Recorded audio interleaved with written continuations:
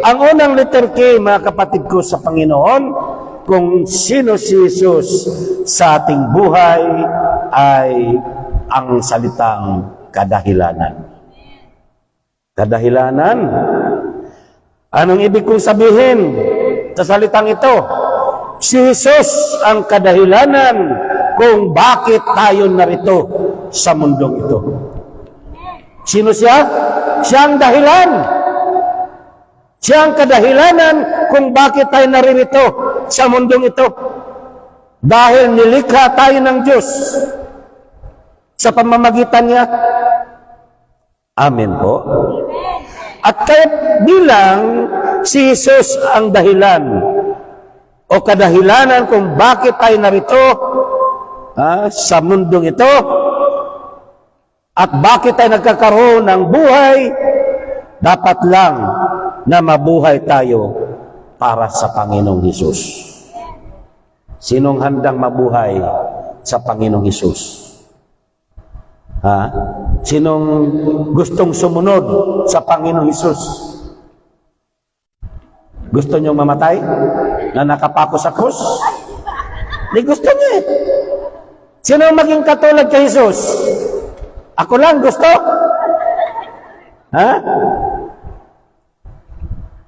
So kung gusto nating kilalanin talaga si Jesus na siya ang kadahilanan kung bakit tayo nabubuhay sa mundong ito, ay dapat lang na mabuhay din tayo para sa Kanya.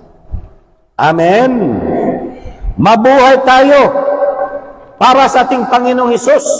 Sumunod tayo at maglingkod tayo sa Kanya. Ialay natin ang ating buhay para sa ating Panginoong Hesukristo. Amen. Kaya kung handa tayong sumunod, anong sabi niya? Kung ibig ninyong sumunod sa akin, limutin ninyo ang ukol sa inyong sarili.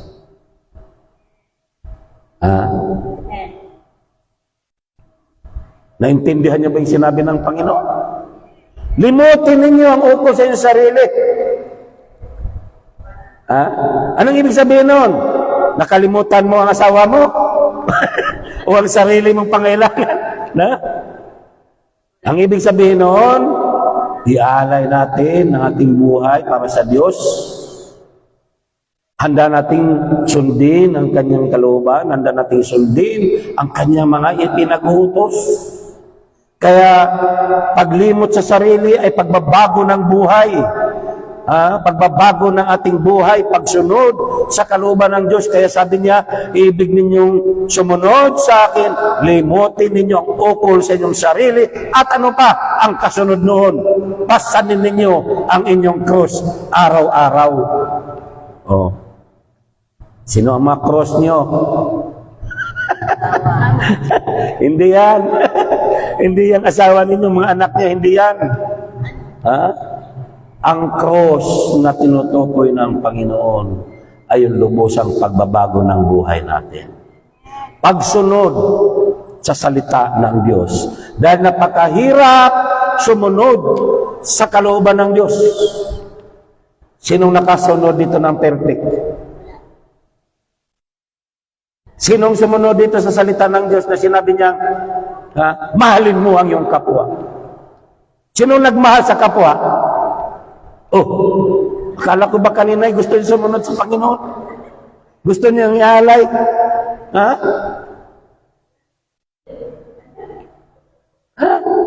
Di ba? Ngayon, kung ibig natin sumunod niya sa sinasabi niya,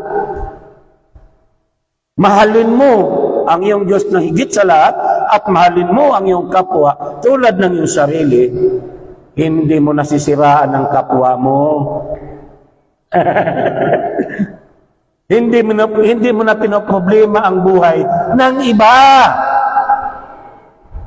Kaya sinasabing, pasanin mo ang iyong krus, Dahil ang hirap iwanan ang nakasanayan mo ng ginagawa sa buhay. Sanay ka ng magmarites pagkagising sa umaga, pagkatapos ititigil mo dahil sa Panginoon, hirap kang iwanan ito. Subukan mo lang.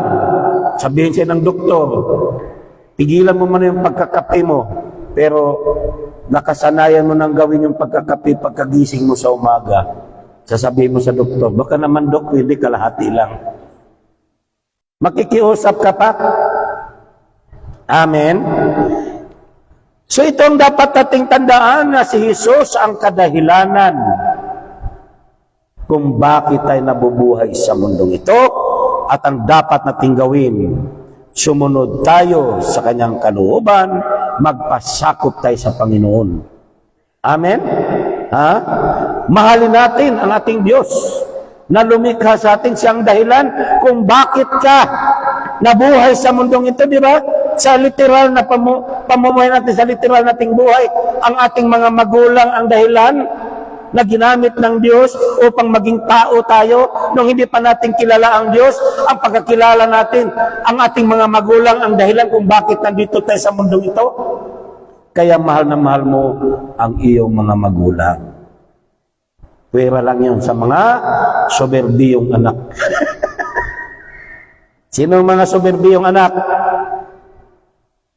Ha? Sino ang mga soberbiyo? Yung pag pinapayuhan ng magulang, ayaw sundin. Lahat kayo, sabihin ko na, nung dalagat binata pa kayo, soberbiya at soberbiyo. Nung mga bata pa tayo, binata pa, ang mga payo ng mga matatanda sa atin, hindi natin pinapakinggan. Lalo na sa ating mga magulang, oy, mag-aral kayo ng mabuti. Huwag kayong magbabarkada na kung kanino pa man. Umuwi agad pagkatapos ng eskwela. Pero anong ginagawa natin? Bolakbol. Barkada. Diba? Bakit ganyan ang tingin nyo sa akin? So, unang letter K, kadahilanan. Yan. Sino si Jesus sa buhay natin? Siya ang dahilan. Siya ang kadahilanan kung bakit tayo nabuhay o narito sa mundong ito. Amen.